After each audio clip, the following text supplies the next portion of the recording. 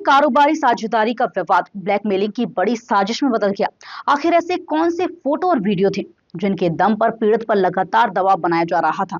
इंदौर के चर्चित ब्लैकमेलिंग मामले में अब जांच उस मोड़ पर पहुंच गई है जहां सच सामने लाने की जिम्मेदारी डिजिटल सबूतों पर टिकी है।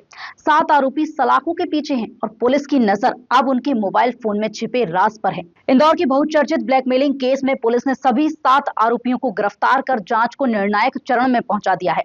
मामले की तह तक जाने के लिए आरोपी अलका दीक्षित और जयदीप से पुलिस रिमांड के दौरान गहन पूछताछ की गई, जिसमें कई महत्वपूर्ण जानकारियां जुटाई गई हैं। जांच एजेंसियों ने आरोपियों के मोबाइल फोन अपने कब्जे में ले लिए हैं। अब इन डिवाइसों को फॉरेंसिक परीक्षण के लिए भेजा जाएगा ताकि digital data, chat, call record और अन्य इलेक्ट्रॉनिक साक्ष्यों की बारीकी से पड़ताल की जा सके।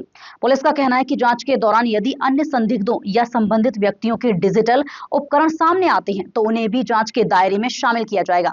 पुलिस की पड़ताल में यह भी तथ्य सामने आया है कि शुरुआत में पीड़ित को 50-50% की साझेदारी का प्रस्ताव दिया गया था, लेकिन सहमति नहीं बनने के बाद कथित तौर पर उसे निजी फोटो और वीडियो सार्वजनिक करने की धमकी दी गई।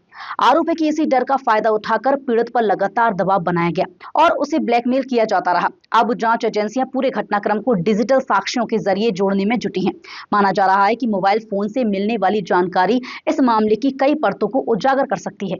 ये ब्लैकमेलिंग के केस में अभी तक प्रकरण में अनुसंधान जारी है और इसमें 2 आरोपियों अलका और जयदीप, इनका पुलिस रिमांड लिया गया था। कुछ क्वेरीज थी इन्वेस्टिगेशन में, कुछ बिंदुओं को वेरिफिकेशन करना था, जिसके लिए इनका पुलिस रिमांड लिया गया था।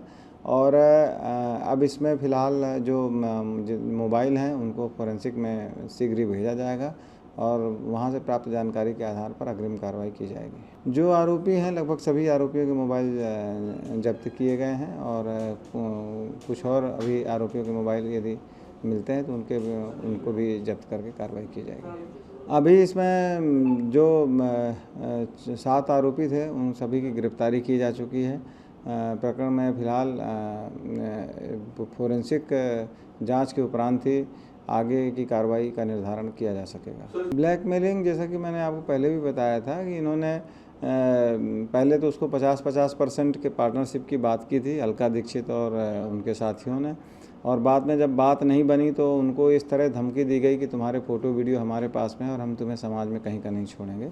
इस तरह की बात करके उनको ब्लैकमेलिंग की जा रही थी और इसी बात पर से प्रकरण में अभी अनुसंधान किया जा रहा है।